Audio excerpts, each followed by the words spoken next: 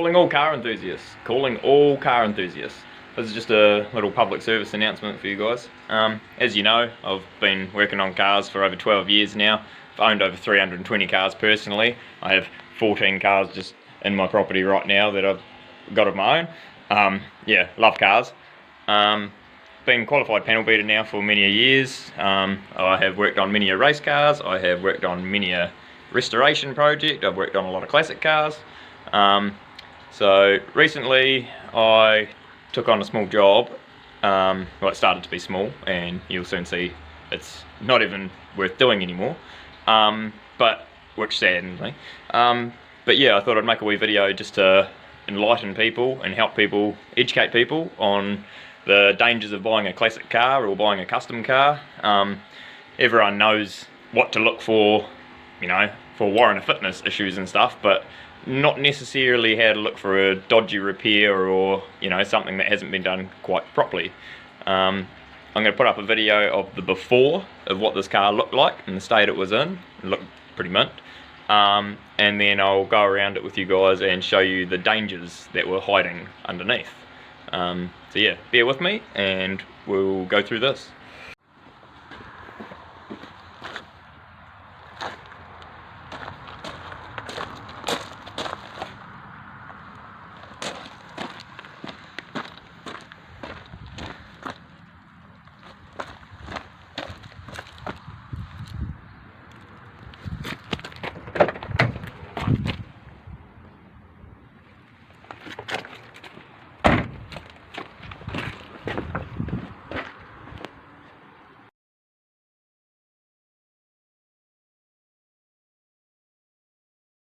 DIY panel beating lesson number 1. Always sand your bog before you put it in, otherwise it basically falls off.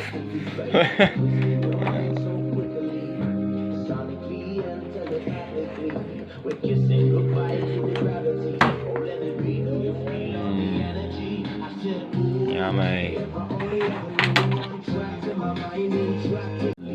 Bro, have you been doing a bit of bogging yourself?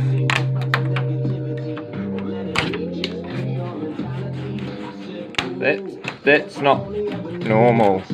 You shouldn't be able to do that.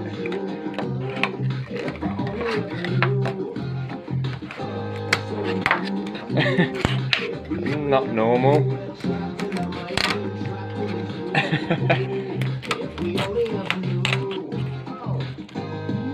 Well, that was the most painful tail light removal I've ever done in my life. All silicone. Siliconed all the way around. And a nasty hole.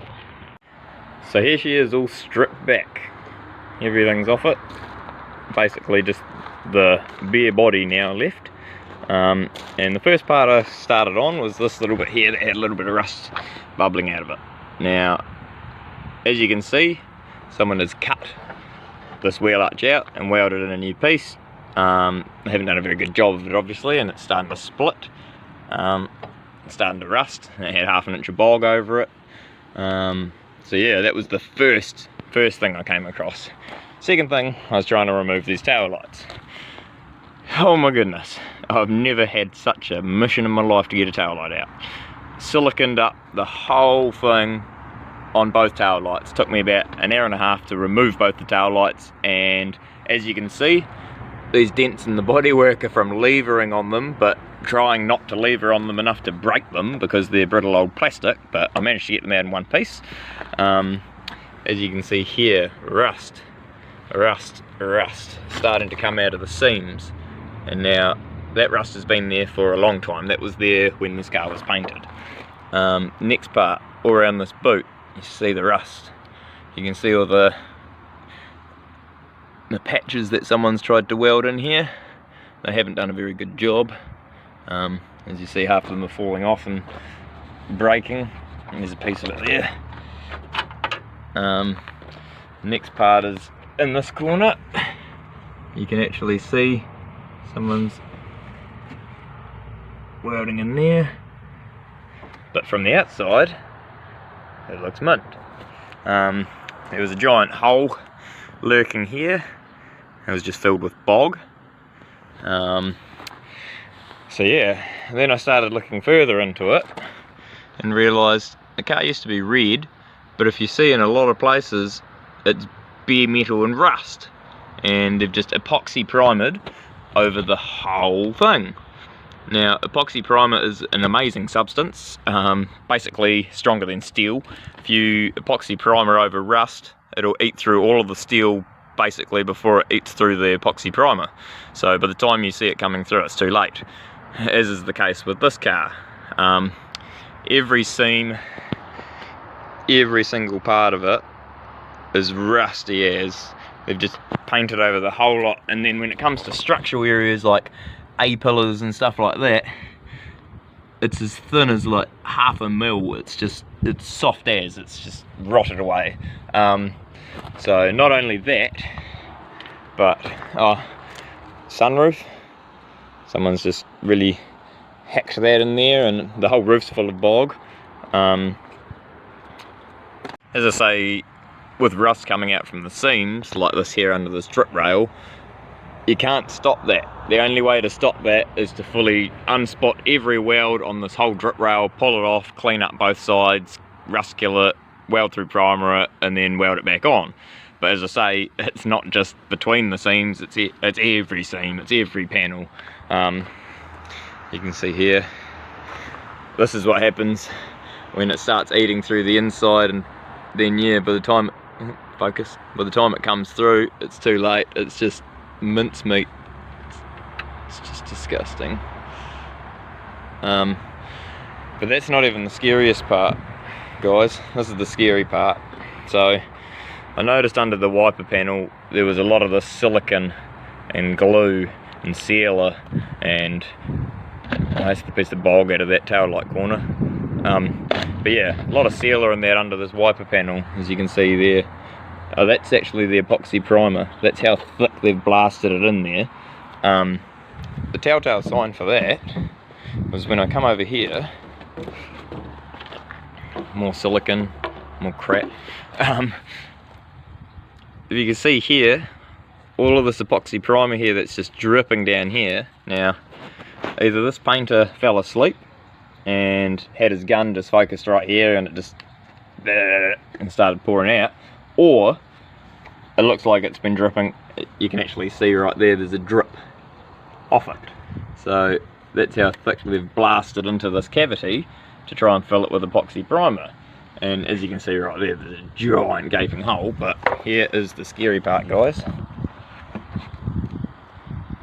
Now, that right there, that's my fingers through the firewall. You can see that fluffy stuff there? That is the carpet inside the footwell. So yeah, basically there's no structure left to this car. As you can see, they've just bogged over the firewall, we've bogged over the seams, they've just bogged all the rust and painted it. You can see that's where it's just starting to come back through there. It's very hard to see, but it's telltale signs. And it's the same on both sides. You can see it's all rusting right through there. There's a giant hole through into the floor on this side as well. Now, as you can tell, they've painted the whole car over all the rust. It basically would have looked rustier than this underneath. And they've painted the whole engine bay black. The only parts they haven't painted are the inside of the floor and stuff, which you can sort of see the condition the car was in. Very, very rusty and yep. But they haven't painted inside the shotgun panel, so this is a good telltale sign of this is what the whole car looked like.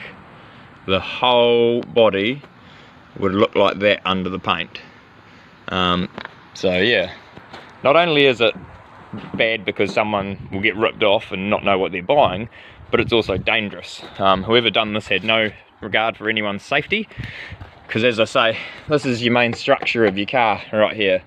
If you're in a frontal accident or a side accident or that, there's nothing stopping all of this from just smashing straight through into you. And yeah, the chances of surviving in something like this in a major crash.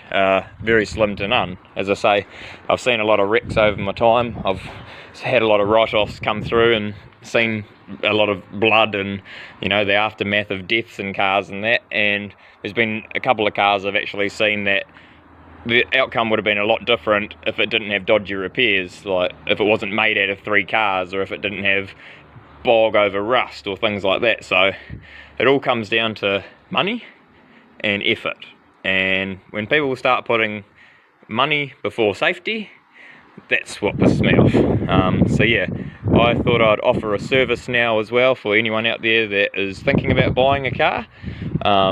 A pre-purchase inspection. Now that means, I know that everyone does pre-purchase inspections for warrant of fitness things and mechanical things, but I'll do a body pre-purchase inspection, which will be looking for anything like dodgy repairs or rust, or, you know, things that you might not know what to look for. That can either help you get a figure in your head of what it's going to cost to fix the car and whether or not you want to go through with it or give them a lower offer, or it might just be red flag, stay away from that car, don't go for it. But yeah, I just thought I'd make this video just to help educate people like me that are into the car scene.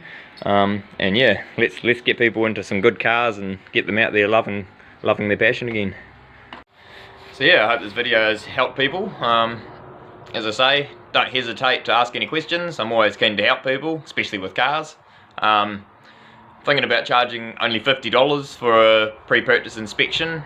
When you think about it, $50 isn't very much when you're spending thousands of dollars on a car, especially with classic cars and stuff like that. You're trying to secure an investment and have something that's going to go up in value, not go down in value or leave you with nothing but nightmares at the end of it. And also, yeah, you want to know that you're in a safe vehicle and that you, your friends, your family, whoever's travelling in your car with you, and all the other people on the road are going to be safe with your car on the road. Yeah, I don't mind if you guys share this, get the word out there, spread it around, and as I say, yeah, feel free to contact me if you've got any questions or you're interested in buying a car. I'm more than keen to have a look at it for you. Cheers guys.